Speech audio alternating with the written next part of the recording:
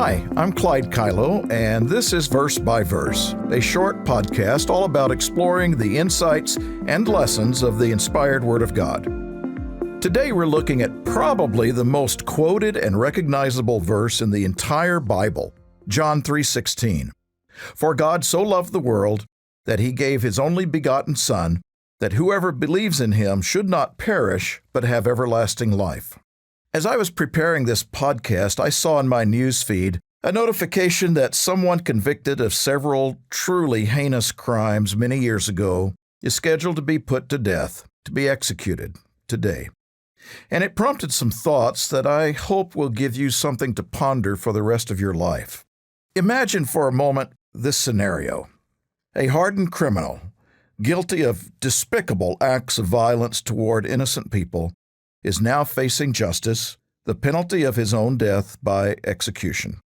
This has been all over the news, and now you are watching reporters on television interviewing this killer's family members who are pleading with the authorities to spare his life, citing his horrible childhood and mental state and other factors that led to his wickedness.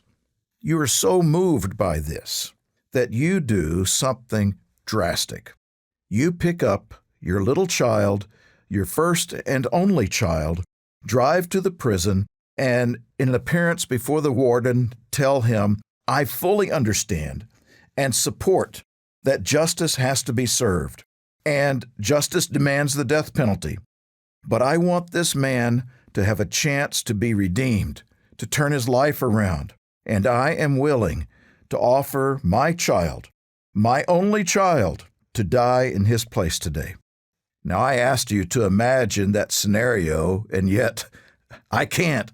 I cannot imagine that ever happening, and cannot imagine anyone even capable of having the depth of compassion or love that it would take to even consider giving their child so someone else could live, even a loved one, much less a criminal.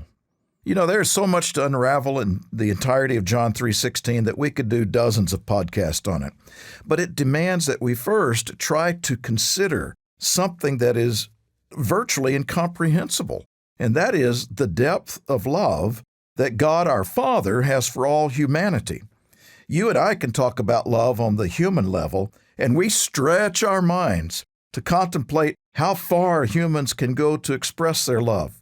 But however far that is, we fall so far short of God's capacity that there's no comparison.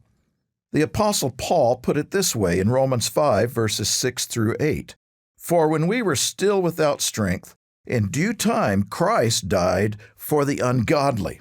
For scarcely for a righteous man will one die, yet perhaps for a good man someone would even dare to die. But God demonstrates his own love toward us in that while we were still sinners, Christ died for us. Now let's return to imagining our scenario, except in this one, you are the criminal. You know your deeds, you know you deserve justice, death, and then you find out that someone has offered to let their child die in your place. You cannot comprehend how someone can have that type of love to do that for you, but it's true. You now have a chance to live, to change your life and your ways, to make something different, better of your life. Now, that is a scenario that we can and should imagine because, as Paul wrote, that is us. But God demonstrates his own love toward us in that while we were still sinners, Christ died for us. I don't have that type of love inherently in me, nor do you. In fact, when I really stop and ponder that, it's hard to comprehend God having that depth of love after all that we sinners have done against him. But comprehend it we must. The more we stand in awe of God's love for us, the more we will begin to stand in consciousness of how we should respond to him. The love of God is just the tip of the iceberg in carefully weighing what John 3:16 is telling us, but it's a good place to start. Verse by Verse is a companion podcast to the Daily Bible Verse blog. which you can find on the Life, Hope, and Truth Learning Center. Check out the show notes for more.